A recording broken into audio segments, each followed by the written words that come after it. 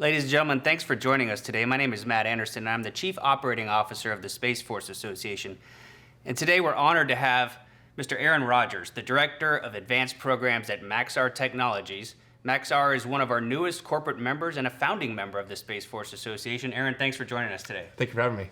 We're really excited that Maxar has joined our team, and before we get going into the formal interview part, I just wanted to brag about you and give you an opportunity to talk to the young boys and girls out there that are very interested in STEM, maybe get into a space career field. There's a workforce development challenge across the nation that we really need more young men and women getting into this field. So I just want to give you an opportunity to talk about your background, share it with the young kids out there, and maybe give them someone to look forward to.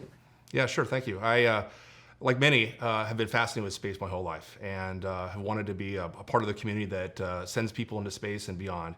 And I had a chance going up through rural Pacific Northwest to start my career in education at MIT, and through studies in aerospace and engineering, I brought myself into the community to start working and building satellites and being part of the space and defense industry.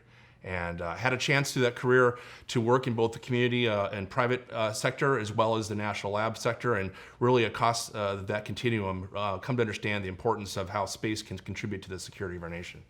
And I've really, in those capacities, also come to learn how education and chance to give back to our new workforce of the future has been an important role of professionals as well. Yeah, I appreciate you saying that. No different than a young kid seeing maybe the Thunderbirds or the Blue Angels at an air show.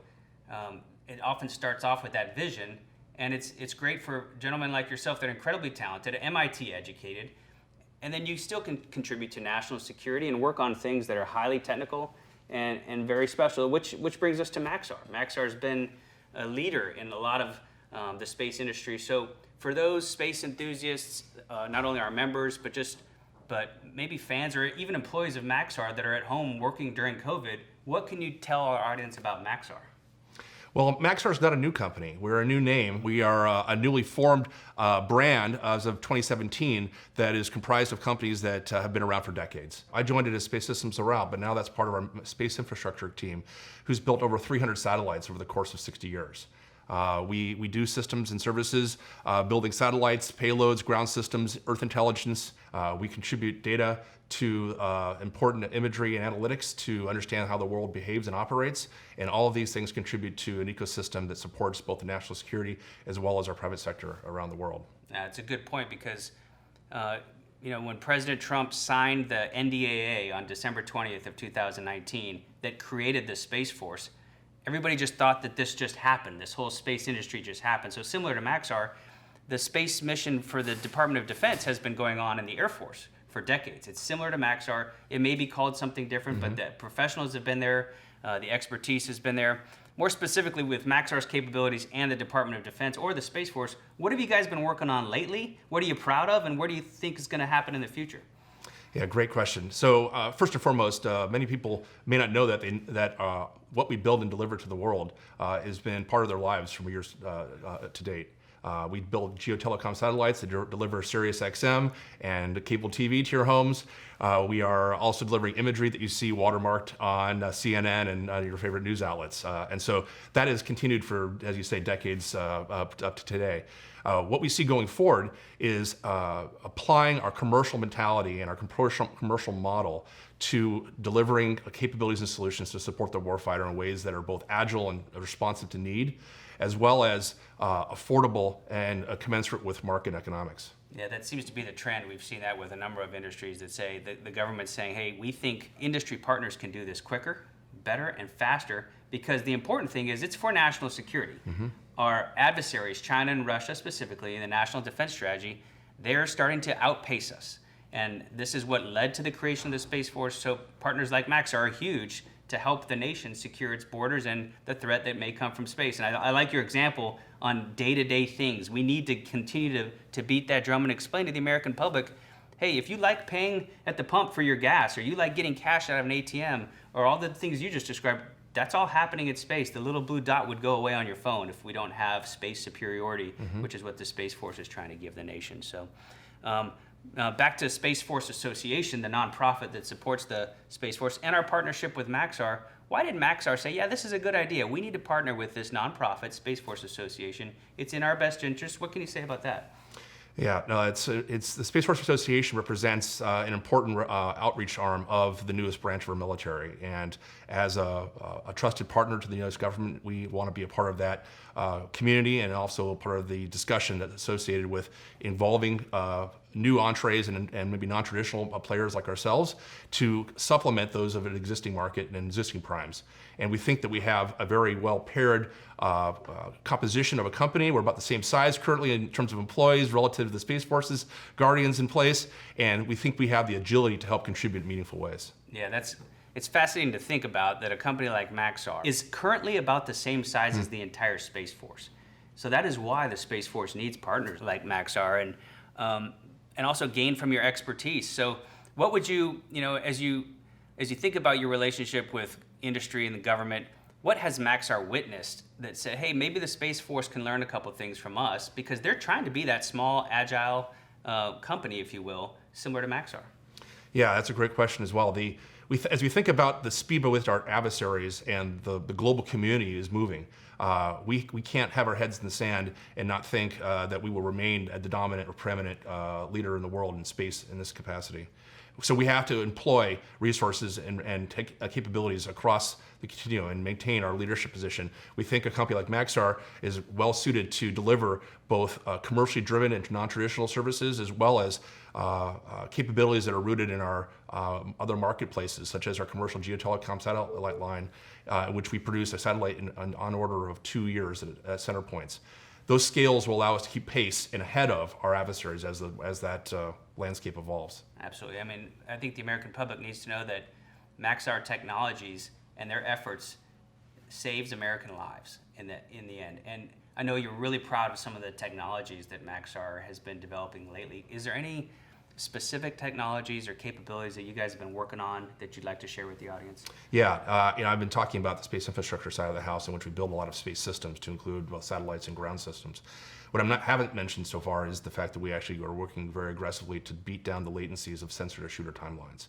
How do we deliver actionable information to a person in the theater in a way to help save their lives, give them intelligence to make decisions in a way that can move them out of harm? And you said sensor-to-shooter. Can you expand on what that means to someone that may not be as familiar in the defense industry? Well, at the heart of a sensor-to-shooter discussion, it's about how can I deliver information to someone in a location in which they are otherwise starved of that data. They may not be able to see what's over that hill or around a waterway, and so they may need to draw upon another asset. That could be an airborne system, or in the case of how we provide data delivery today, it's from space systems. Our satellites provide the highest resolution commercial imagery to support national security interests. Now, that imagery and intelligence is only effective and impactful if it's delivered in a meaningful time frame. So by beating down the latencies in which that data is then brought down into theater and to the person who needs to make a decision, that's the sensor-to-shooter timeline. They may have a decision that's about how do we regress and get into a safe place, or other dynamic activities therein. But it's about that whole timeline. How do I get data to the people who need to make decisions in a way that can save lives? And I think we've seen that very recently with an example with the Suez Canal. If you think about when you say the warfighter, that's a term that's thrown around oftentimes in the Pentagon and the Department of Defense circles, but this is humanitarian assistance and disaster relief too. Yes. The technologies that Maxar brings, we saw it this week at the Suez Canal with Ever Given, where nobody would have imagined what that does to the global distribution network around the world. When you have a massive cargo ship stuck in the Suez Canal, and frankly, Maxar was there providing updates to decision makers, as you said, to governments, as well as, I personally was following it all over Twitter. It was amazing to see that that level of imagery was available to the general public. Can you talk about, during a crisis, what Maxar does? Yeah, it's an important example and very timely. The Ever Given was in a position which obviously impeded a lot of traffic going through a very important waterway of the world. The inputs and data needed to help figure out how to solve that solution, though, were required imagery at a certain resolution such that they can actually decide where to put boats and do some of the other rescue operations. And we have the world's highest resolution commercial imagery delivered to market. And we were proud to be able to support the rescue operations in the Suez Canal, both with real-time collections as well as historic data that allowed them to create their plan of action to support that rescue operation. But you noted also that we do support humanitarian efforts all the time. We have a bureau that supports and provides data through accredited news agencies. We've provided data in support of wildfire activities in California and Australia, flooding events, and it's our imagery that is collected, as I said, at the world's highest resolution that allows planners and rescue operations to actually be put into place. It's incredible. Thankfully, the Ever Given is on our way, Yeah. and the Suez is no longer clogged, and the world can get back to normal working through that tight spot there. But hey, we just really wanted to thank you on behalf of the entire Space Force Association for taking time out of your very busy day today. And we want to thank Maxar Technologies for being a corporate member of the Space Force Association. But I wanted to give you any last thoughts that you wanted to share with our audience. We're excited. The company, historically, as I said, is long roots in commercial industry, but we've had a very deliberate, intentional diversification. As we moved into civil and national security space, we've seen great inroads over the last few years. We're excited about a mission that NASA JPL is launching next year to the Psyche mission, to a metal asteroid. We just delivered our spacecraft to the Jet Propulsion Laboratory. And we're also very excited about the inroads we're making with the Space Force and its predecessors in the Air Force to help advance national security interests, leveraging our commercial systems and solutions as well. And I would say finally, as we talk about the imagery aspects that we're supporting, we're launching a new addition to our constellation this year, a Worldview Legion, 6 satellites launching end of this calendar year and into turn of calendar 22 that will dynamically increase our ability to prosecute the world at very high resolutions with high temporal revisit rates and contribute meaningfully to both civil, commercial, and national security interests around the world. Wow, 2022 sounds like it's a huge year for Maxar. Well, I just wanted to thank you for your time today. And it's very clear to me in the Space Force Association that Maxar is punching above its weight class. You guys are a key player in this market. We appreciate you partnering with the Space Force Association, as does the Space Force. They need companies like Maxar with leadership like yours. Ladies and gentlemen, thanks for joining us today. We really appreciate your time. Have a good day.